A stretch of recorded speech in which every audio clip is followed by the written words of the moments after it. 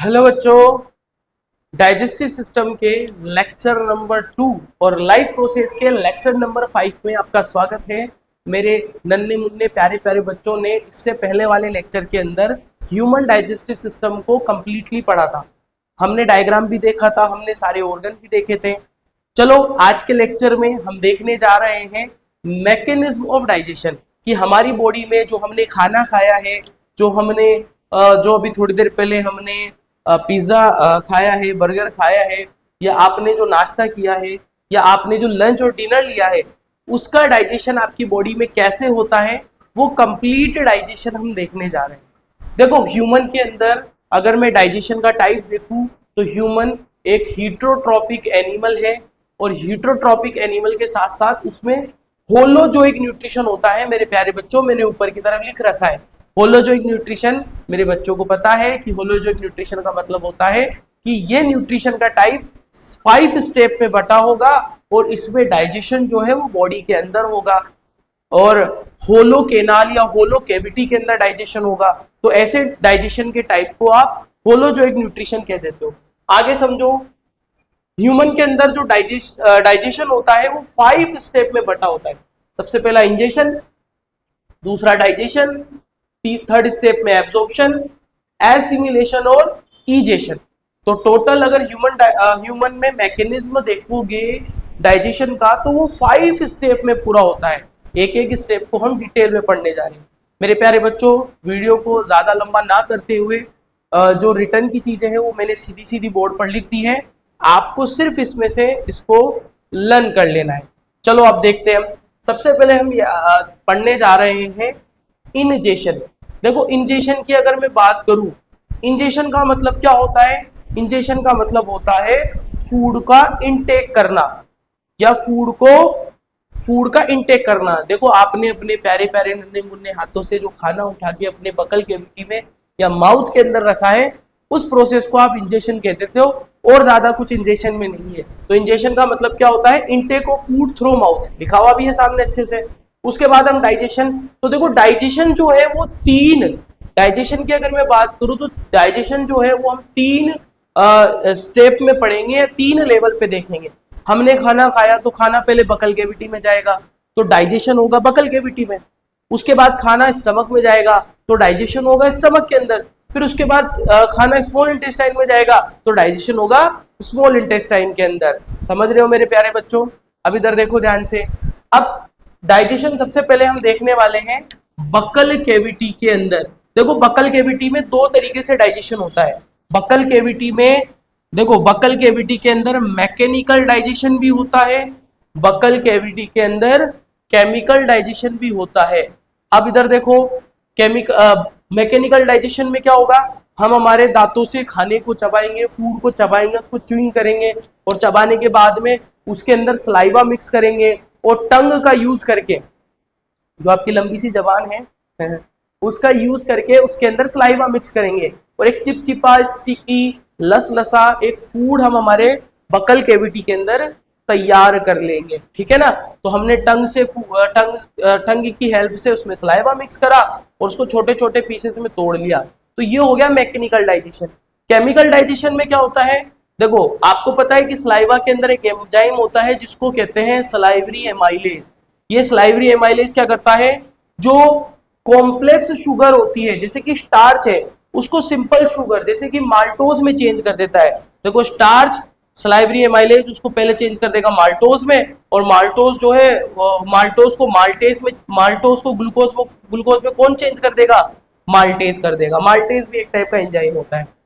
ठीक है? तो लेकिन ये वाली जो प्रोसेस है ना, ये वाली प्रोसेस आपके स्मॉल इंटेस्टाइन के अंदर होती है ना, एक बात ध्यान रखना।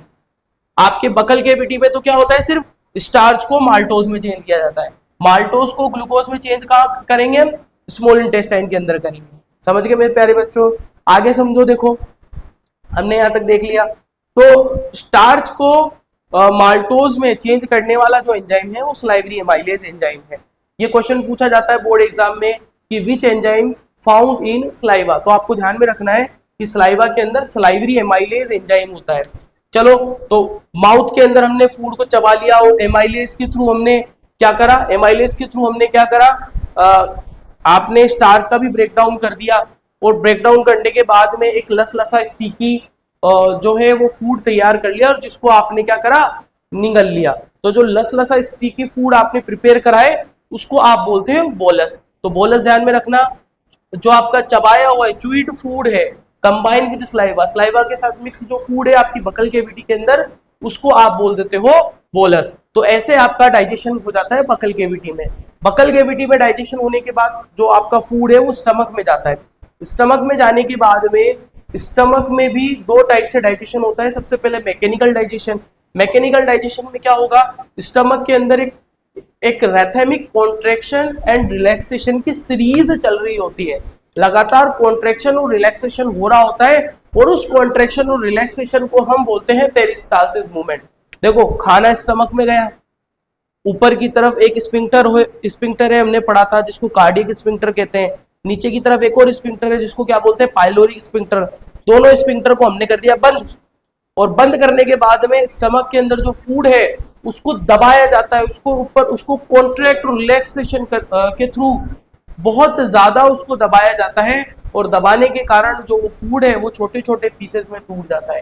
तो देखो, the stomach muscular wall contract and relax, मतलब पेरिस्टालसिस करेगी वो, और क्या कर देगी, churning the food and breaking into smaller pieces, उसको दबा के क्रश करके कैसे ना कैसे छोटे छोटे पीसेस में तोड़ देगी। ये हो गया मैकेनिकल डाइजेशन। केमिकल डाइजेशन में क्या होता है, उसमें गैस्ट्रिक जूस का सिक्रेशन किया जाता है। गैस्ट्रिक जूस क्या करेगा, देखो गैस्ट्रिक जूस के अंदर दो चीजें मेन होती है, एक तो होता है HCl और एक होता है पेप्सिन। मेरे प्यारे बच्चों ध्यान से समझना, HCl क्या है, हाइड्रोक्लोरिक एसिड। हाइड्रोक्लोरिक एसिड जिसकी पीएच होती है 1.8 से लेकर 2.5, हाईली एसिडिक, बहुत ज्यादा एसिडिक है, बहुत ज्यादा एसिडिक है। ये तीन काम करता है। पहला क्या करेगा, बैक्टीरिया को किल करेगा। भैया आपने जो पानी पूरी खाई है, उस पानी पूरी के अंदर जो पताशी वाला था उसने अपने हाथ ऐसे पूरे मिक्स किए हैं, ठीक है, समझ रहे हो, और हो सकता है उसने ऐसे नाक भी पोंछी हो तो थोड़ा बहुत म्यूकस भी चली गई हो, तो भर भर के उसमें बहुत सारे बैक्टीरिया थे। अब वो पानी पताशी आपके स्टमक में गई है तो बैक्टीरिया भी साथ गया है, उस बैक्टीरिया को मारना बहुत जरूरी है। समझो मेरे प्यारे बच्चों, उस बैक्टीरिया को मारना बहुत जरूरी है। तो वो कौन मारेगा, बैक्टीरिया। आप क्या, HCl मार देगा, ब्रेक डाउन करेगा फूड को तोड़ने का, ब्रेक डाउन करने का काम करेगा, और एक्टिवेट करेगा एंजाइम को। और जो पेप्सिन एंजाइम है या उसके अलावा जो एंजाइम है उनको एक्टिवेट करने का भी ये काम करेगा। आगे समझो बच्चों, पेप्सिन क्या करेगा, ये एक टाइप का प्रोटीएज एंजाइम है, ये एक टाइप का प्रोटीएज एंजाइम है जो प्रोटीन को डाइजेस्ट कर देगा। अब एक बात, एक क्वेश्चन आता है, HCl इतना ज्यादा एसिडिक है, हाईली एसिडिक है, तो ये आपकी स्टमक की वॉल को भी जला सकता है। तो स्टमक की वॉल को प्रोटेक्ट करने के लिए स्टमक की वॉल के ऊपर एक लाइनिंग होती है, म्यूकस की लाइनिंग होती है, जो HCl से स्टमक की वॉल को जलने से बचाती है। अगर HCl बहुत ज्यादा प्रोड्यूस होगा तो वो स्टमक की वॉल को जला देगा, और आपको अल्सर या स्टमक में अल्सर होने के चांसेस हो जाएंगे, ठीक है। तो अल्सर नॉर्मली छालों को बोला जाता है, ठीक है, जल जाएगी स्टमक की वॉल। तो स्टमक की वॉल को HCl से बचाने का काम करता है म्यूकस। मैंने लिखा भी है कि stomach lined with a mucus layer which is protect from HCl burning, HCl से जलने से बचाता है, ठीक है। क्वेश्चन भी आ सकता है, which layer of stomach protect from HCl burning, HCl से जलने से कौन बचाएगा, आपका म्यूकस लाइनिंग बचाएगी। अब स्टमक के अंदर जो एसिडिक डाइजेस्टेड फूड होता है उसको आप काइम कहते हो। स्टमक के अंदर जो एसिडिक डाइजेस्टेड फूड होगा उसको आप बोलोगे काइम। स्टमक में बेसिकली प्रोटीन का डाइजेशन ही होता है। एक एंजाइम और हमने पढ़ा था जिसको हम बोलते हैं रेनिन, जनरली बच्चों में पाया जाता है, अडल्ट में ये नहीं पाया जाता। बच्चों का प्राइमरी या चाइल्ड का या बेबी का प्राइमरी जो फूड होता है वो मिल्क होता है। तो मिल्क को डाइजेस्ट करने के लिए रेनिन की रिक्वायरमेंट होती है। रेनिन आप जानते हो ना,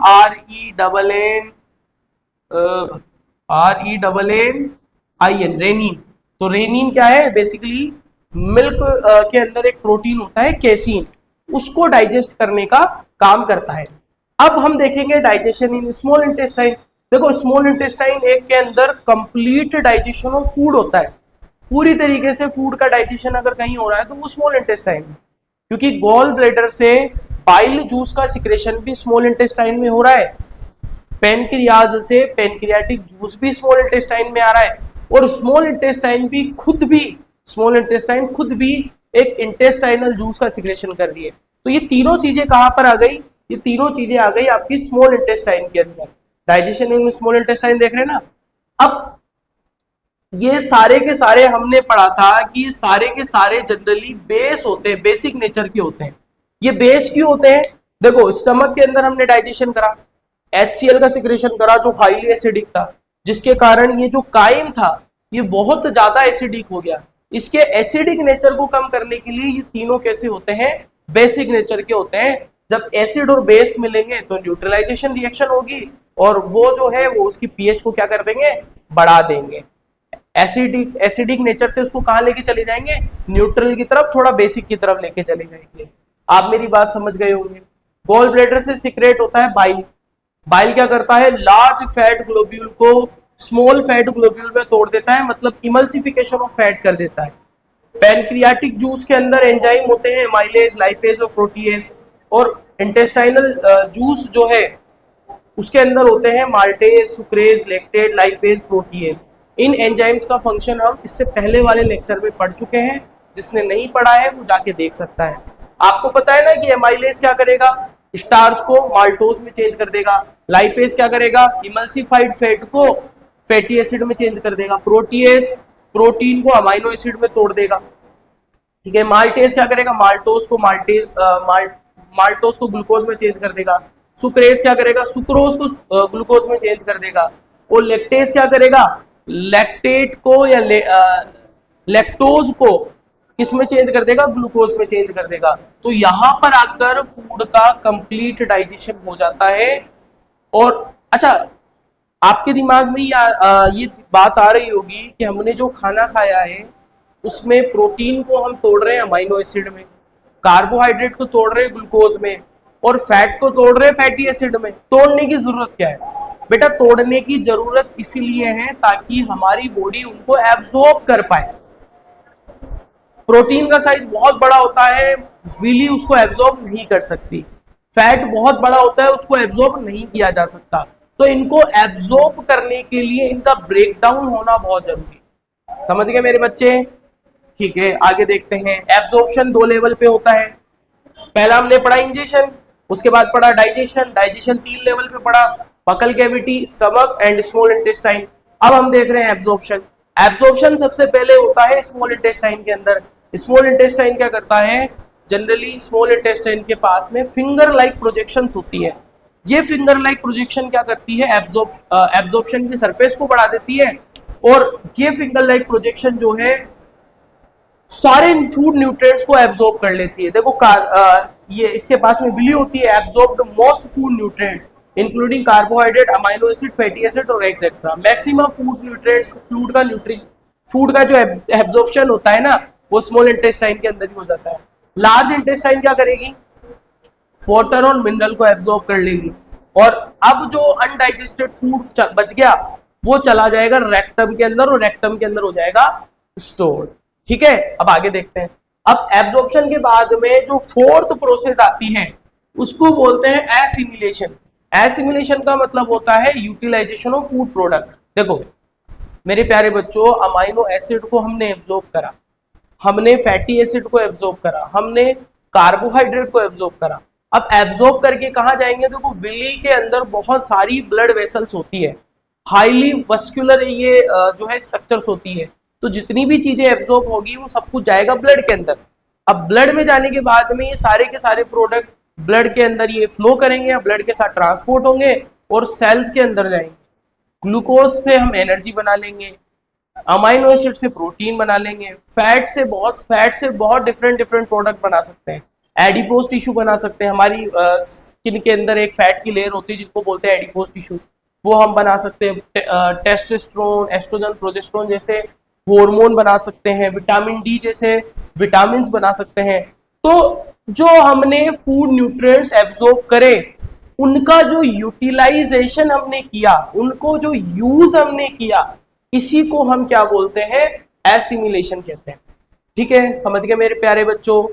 ईजेशन का मतलब क्या होता है? देखो, रेक्टम के अंदर हमने अनडाइजेस्टेड फूड को स्टोर करा था, अब स्टोर करने के बाद में वो बेकार है प्रोडक्ट, उसको बॉडी से बाहर निकालना है, तो एनस के थ्रू